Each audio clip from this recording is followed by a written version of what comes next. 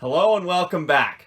This is Metal Rocker 86, reviewing albums 1 week at a time. As you may remember, my very first review I did was Born in the USA from Bruce Springsteen, and now I feel like it's time to do another one. So let's check out another classic from the boss, Born to Run. I don't think I need to give Bruce Springsteen's backstory again, but if you'd like to hear it anyways, please go watch my review of Born in the USA. On to the album. Born to Run is the third studio album released by Bruce Springsteen, and it was released on August 25th of 1975. Bruce's previous two albums did not do as well as thought, and this was the album that brought him up. It is a 6-time platinum in the US, a 2-time platinum in Canada and Australia, a platinum in the UK and New Zealand, and a gold in Finland, France, Ireland, Italy, and the Netherlands. It ranked as high as first on the US Record World, third on the US Billboard's Top LP and Tape, and 7th on Australia's Kent Music Report, Dutch Top 100 Albums, and the Swedish Albums Chart. It consists of 8 songs, and altogether is about 39 minutes long. There are too many people to name for this album. Now on to the songs, all of which were written by Bruce Springsteen. In this first song, the tempo starts off pretty slow but speeds up as time goes on. It's called Thunder Road. Instrumentation. The intro consists of a piano and a harmonica, and it sounds very soothing. After the intro, the harmonica disappears and all you can hear is the piano until the minute and 40 mark when the tempo speeds up and the guitars come in with some background drums and glockenspiel. For about the last minute of the song, there is also a saxophone. The song title came from a 1958 film starring Robert Mitchum. Bruce, however, did not see the movie, but saw the poster in a cinema lobby. Believe it or not, Bruce Springsteen's vocals in this one were inspired by Roy Orbison, and the lyrics, Roy Orbison singing for the lonely, is a reference to Only the Lonely. I interpret the lyrics as being about a relationship that is currently not working and they have one last chance to save it. This was a great song to start the album with. Now this next one has a medium-paced tempo, and it was also released as a single. It's called 10th Avenue Freeze Out.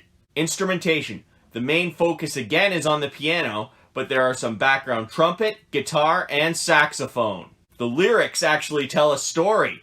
The story of how the E Street Band formed. This was a good song on the album. Now the tempo speeds up as we get to Night.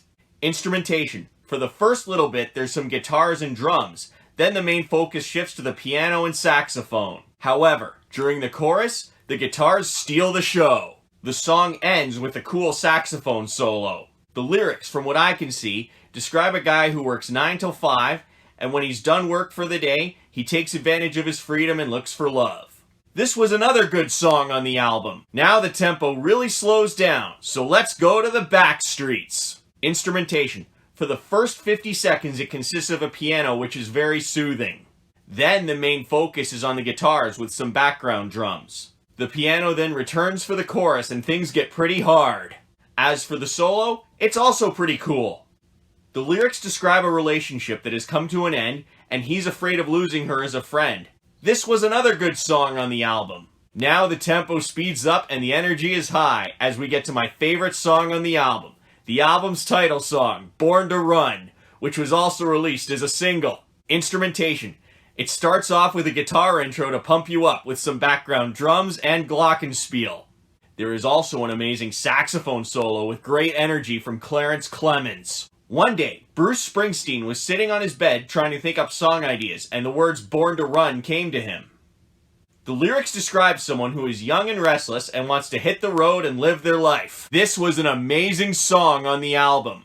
Now the tempo slows down a little as we get to She's the One. Instrumentation.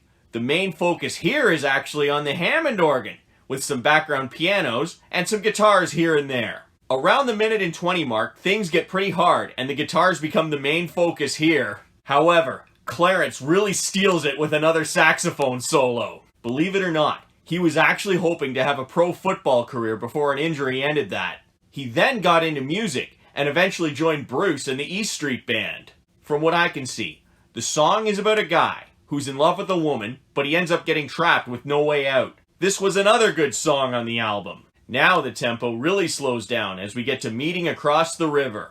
The lyrics describe a criminal who is down on his luck with one last chance to succeed. This was an interesting song on the album. The tempo is also fairly slow as we get to the final song on the album, Jungle Land. Instrumentation. The main focus is on the piano to start off. At around the minute and 50 mark, the guitars come in, and they can be heard equally to the pianos, and there's some drums in the background. The tempo also speeds up. At around the 4-minute mark, it slows down again for a saxophone solo. It gets even slower at the 6-minute and 20 mark for some piano, and then it speeds up again at the 8-minute and 40 mark. The song pretty much describes what life was like on the streets of New Jersey. This was a great song to end the album with. So what did I like about this album? I really enjoyed this one, and the boss rarely disappoints. The songs were all very well written. They were in the right order. The E Street Band did a great job on the instrumentation, and Bruce did an awesome job on the vocals. There is nothing I would change about this album. To conclude this, I will say go listen to Born to Run. You will love it. Well, that's the end of this review. If you liked it, please give it a thumbs up down below, and don't forget to subscribe and share. Until next time, rock on!